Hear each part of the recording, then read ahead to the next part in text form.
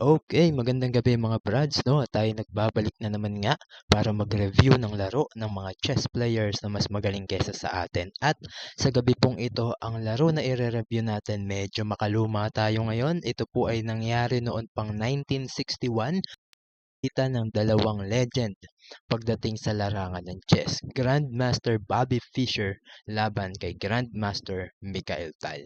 Classical po ito, long game. Tignan natin kung anong nangyari sa kanilang laro. Puti si Bobby Fischer, itim naman si Mikhail Tal. Tumira lang si Fischer. Sinagot yan ng C5, Knight F3, Knight C6, D4, C takes D4, Knight takes D4, E6, Knight C3 at Queen C7. Book move po ito, no? Nag G3 lang si Fischer at Knight F6 naman ang itinira ni Tal. Nag-knight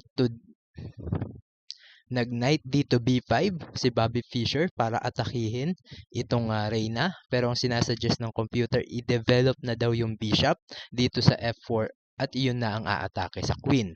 Anyway, sinagot lang yan ni Tal ng queen to B8, which is a great move daw ayon sa engine para umiwas sa atake ng kabayo.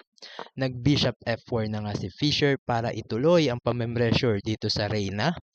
Nag-knight to E5 naman si Mikhail Tal para harangan yon, pero mas maganda daw ayon sa computer kung pawn ang ipanghaharang dito. Nag-bishop E2 si Fischer, great move pa nga.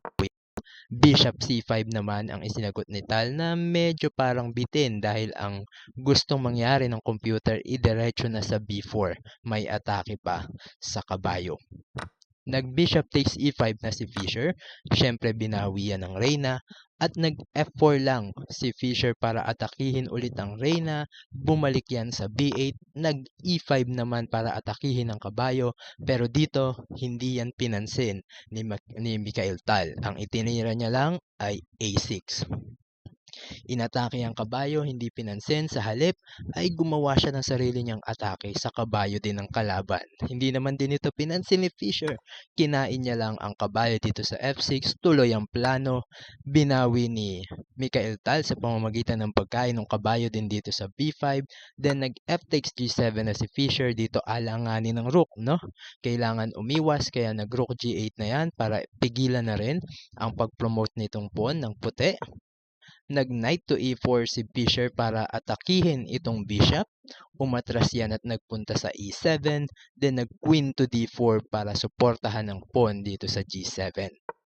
Nag-rook A4 lang si Tal, inatake ang Reyna. Pero ang sinasuggest ng computer dito ay mag-offer ng trade ng queen by playing queen to A7. Habang nakatake ang Reyna, no, nag-rook to A4 si Tal, ang sinagot dyan ni Fischer ay knight to F6 with a check. So, hindi pwedeng kainin dahil naka-check. Kinain muna ni Tal itong kabayo sa F6. Binawi naman yan sa pamamagitan ng Reyna, and that way, nakaiwas na rin siya sa atake ng rook. Nag-queen C7 lang si Tal na bitin na naman ayon sa computer. Ang gusto mangyari ng engine, dumiretso na dito sa D6. Nakapag-castling na si Fischer na kung titignan parang libre yung pawn dito sa A2 kaya tinikman yan ni Mikhail Tal. Yun nga lang, inaccuracy pala yan, sabi ng engine. Dapat daw ay nagpunta dito sa D8 at hamunin na ng palit ulit itong Reyna. So nag-king B1 lang si Fischer para atakihin yung rook dito. Umiwas naman yan at nagpunta sa A6. Pero mas maganda daw kung nag-queen to A5 na lang, i-maintain yung rook dito sa A2 at tapos meron pang threat na mate sa A1. Anyway, nag-bishop takes B5 si Fischer, pero mas maganda daw kung nagpunta na lang dito sa H5, no? Lakas ng threat dito, paano mo pang didepensahan yan, no? Medyo mahirap na, pwedeng tumulak dito sakali. Pero ang itinira ay bishop takes B5. Nag-rook B6 naman si Tal para atakihin ng bishop. Umatras yan at nagpunta sa D3, pero mas maganda raw kung sinuportahan na lang ng rook. Nag-E5 naman itong si Tal para buksan at atakihin itong Reyna, pero hindi yan pinansin ni Bobby Fischer. Nag-F takes E5 lang siya. Kinain lang yung pawn dito sa E5 at iyon daw ay isang brilliant move. Sa'yo na yung Reyna, sabi ni Fischer. Kinain naman yan ni Tal, binawi yan ng pawn, nag-queen C5, Then bishop takes h7. Dito kulong na talaga ang rook, no? Wala nang magagawa. Kaya dito mapapansin natin, balik natin ng konti. Instead na queen to c5 ang sinasuggest, mag king to d8 daw para at least may tatakbuhan pa yung rook. Pero yun nga, nag queen to c5, nakita ni Fisher, meron ng bishop takes h7, na threat ang rook at wala nang magagawa yan, hindi mo din naman ito kakainin, no? Dahil kapag kinain yan, pakita lang natin, no? Kapag kinain ng pawn, babawiin, hindi na madidepensahan nito. Pag pumunta ka dyan, kakainin lang. Pag pumunta ka dito, tutuloy pa rin sa pag-promote dahil protektado yan ng bishop. Mas madali ang pag-promote ng puti kapag nagkaganon. Kaya ang itinira ni Tal dito, queen to g5 na lang. Nagbigay ng threat dito sa pawn sa f6. So, kinain na yung rook. Kinain naman itong pawn. Then, inatake ang reyna by playing rook h to f1. At hindi lang yan basta atake sa reyna, pressure din yan dito sa pawn sa f7. Kinain na yung pawn sa g7 at nag-bishop takes f7 na nga with a check. Hindi pwede kainin, no? Review lang, ulitin lang natin, merong suportang rook. Kaya nag-king d8 yan. After king d8, nag-bishop to e6 naman. Kakainin na naman ng pawn. Ang itinira dito ni Tal ay queen to h6. So, kinain na. Binawi ng bishop at nag-rook to f7 naman si Fisher. Talagang pinuntirya na itong d7 square, no? Hindi na makakatakbo ang bishop, hindi din naman yan pwedeng suportahan na ng reyna. Pakita lang natin, no? Halimbawa, sinuportahan pa yan ng reyna, kakainin pa rin. Pag binawi, bawi-bawi, lamang ng 3 pawn, mas madaling ipanalo na po ito para sa puti. Kaya ang ginawa ni Mikhail Tal ay kumain na lang ng pawn dito sa h2. Then, nag-rook d takes d7 na nga, no? At nag-king e8, dito. Dito medyo bilisan po natin, no? Chinek yan, umiwas, check ulit, umiwas, check ulit, umiwas, check ulit, umiwas, at bumaba ang rook dito sa d1.